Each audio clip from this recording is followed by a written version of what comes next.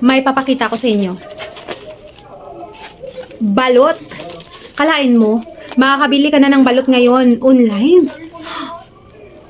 Favorite ko ang balot. Kaya tinry ko talaga. Kasi marami ang good reviews dito sa balot na to. At talagang, kung nakita ninyo, patunay, wala nang laman. Ito na lang natira. Dapat pagdating nito, ipapakita ko na sana, no? Pero, inuna ang kain. Inuna. Ito na lang natira, no? Nilantakan pagdating pa lang.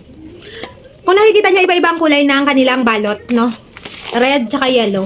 Yung yellow, hindi siya maanghang. Ito naman ang red ay maanghang.